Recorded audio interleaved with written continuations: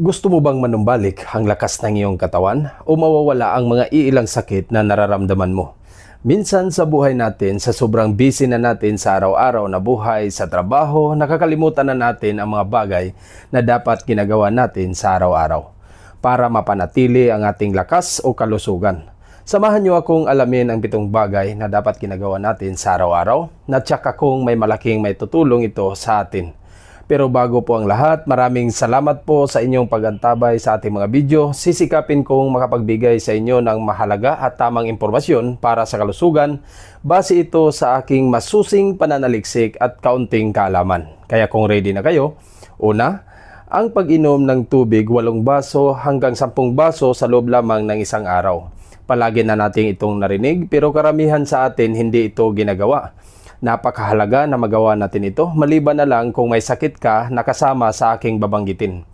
Rheumatic heart disease o RHD, pleural effusion, liver cirrhosis, ascites at chronic kidney disease o CKD.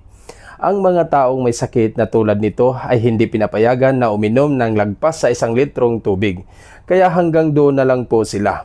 Pero kung kayo'y wala namang sakit na tulad sa nabanggit ko, kayo po ay kailangang makainom ng 8 baso hanggang 10 basong tubig sa loob ng isang araw.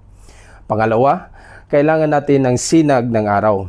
Huwag nating kalimutan na magpainit sa ilalim ng araw sa loob ng 5 minuto hanggang 10 minuto dahil dyan din natin nakukuha ang natural na vitamin D. Ayon sa aking pananaliksik, walang sinabi kung anong oras mo ito gagawin, umaga man o hapon, ang mahalaga matamaan ka ng sinag ng araw sa bawat araw. Pero sa may mga edad na, mas mabuti siguro kung umaga. Pangatlo, ehersisyo. Sa may mga nararamdaman na nasa kasalukuyan hindi na ina-allowed na gumawa ng mga strenuous activities, kailangan lang po mild exercise para sa inyo na kung saan kayo po ay pagpapawisan. Pero sa mga wala pang nararamdaman, gawin nyo ang regular na pag-exercise 30 minutes hanggang 1 hour bawat araw kung walking o jogging ang gagawin nyo. Sa pamamaraan na ito, maraming sakit ang pwede nating maiwasan. Pero make sure na bago mo ito gagawin, may sapat kang tubig na nainom para hindi po tayo ma-dehydrate, okay? Pang-apat, ibalik natin ang inhale-exhale sa umaga. Gawin natin ito pagkagising sa umaga, hindi lamang ito pampalakas ng ating baga, maganda din ito para magkaroon ng blood oxygen flow ang ating katawan. So ulitin ko, inhale-exhale sa umaga, siguro alam naman nating lahat ito. Kukuha ng hangin gamit ang ilong, inhale, at exhale ibubuga sa bibig sa loob ng 6 na segundo. At gagawin natin ito sa umaga, 10 repetition every day, okay?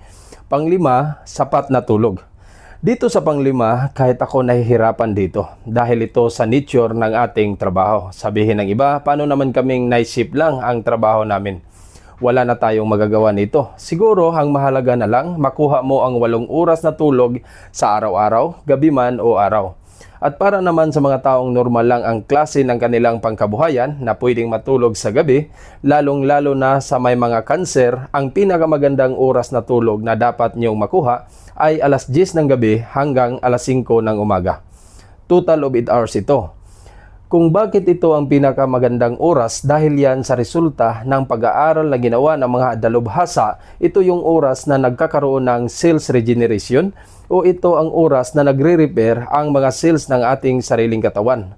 Dahil kung hindi sa ganitong oras, ang ginagawa na lang ng ating mga cells nagda-digest na lang.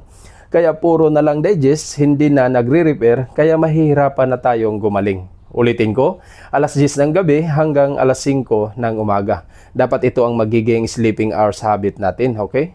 Pang-anim, tamang diet. Mahalaga din ito dahilan kaya tayo nagkakaroon ng maraming sakit dahil din yan sa ating mga kinakain. Iwasan ang pagkain ng mga matatabang pagkain o mga pagkain na mataas ang kolesterol. Iwasan din natin ang pagkain ng mga matatamis at sobrang maaalat na pagkain. At mga processed foods na pagkain. Huwag nating kalimutan kung bakit mahahaba ang buhay ng ating mga ninuno, mga lolo at lola.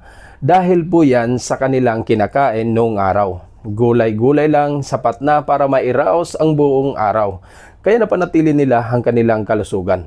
At pagdating naman sa dami ng kinakain natin, okay lang po nakakain tayo ng marami sa umaga at tanghali. Pero pagdating sa gabi, bawas-bawas po tayo dahil pagkatapos kumain, kailangan ng 3 oras para ma-digest yung kinakain natin bago matulog. Aminin man natin o hindi, sa ngayon hindi na ito nasusunod ng karamihan. Marami nang nakakalimot sa napakahalagang impormasyon na ito, kaya ang dami talagang nagkakasakit sa ngayon. Ulitin ko, dapat bago matulog, patunay muna ng 3 oras. Yung iba ang ginagawa, nagwo-walking muna sila pagkatapos kumain bago matulog. Pang-7 at panghuli, isa ito sa pinakamahalaga, ang positive setting sa ating mga utak. Kung kaya nating gawin, dapat mag-entertain lang tayo ng mga positibong bagay. Hindi lang ikaw, sabihin mo rin sa pamilya mo sa loob ng pamamahay mo. Dahil sobrang halaga nito, isang napakalakas na energy ito na kung mapanatili natin sa ating buhay at sa loob ng ating tahanan, magbibigay ito ng magaganda at mas positibong resulta sa pang-araw-araw nating buhay. Bigyan kita ng halimbawa ng mga taong may negatibong enerhiya. Ito po ang mga taong walang ibang ginawa kung hindi magreklamo ng magreklamo sa buhay nila o mga taong mahilig kumontra. Kaya puro negative ang nagiging resulta sa buhay nila. Okay? Sana may natutunan kayo sa video natin na ito. Mag-ingat po tayo palagi at alagaan natin ang ating katawan. Paalam.